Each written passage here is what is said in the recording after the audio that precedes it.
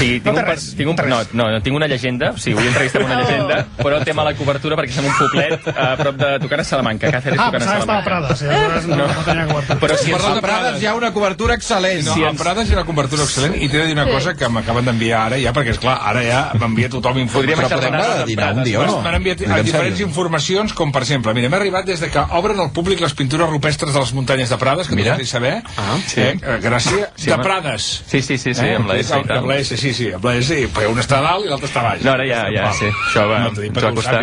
Perquè és que, no, i l'altre és que em diuen que ha vist per la Gràcia en temps dissabte 25 de maig. Sí, home, això, aviam. És la festa de la farigola. Què fa? Sembla de molt mal gust. No. Perquè tu fots un altre tipus d'herbes. No, ell fuma farigola d'un altre tipus. No, home, perquè la paraula farigola em fa gràcia, en general. Sí, és una paraula que té gràcia, farigola. Farigola. No?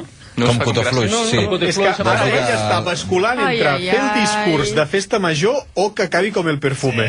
Però aquest Rodrigo Chinero ens està fent molt de mal, eh? Sí? Va, perdó, atenció. Perdó, Prades Online ens diu que no és dissabte sinó diumenge la festa de la farigola. Sí, la informació... Tinc uns informadors horrorosos de Can Fanga, de Però Barcelona. hi ha farigola tot l'any o no? Com? No. No, vull dir que la producció ha de ser... Acabem, sisplau, acabem.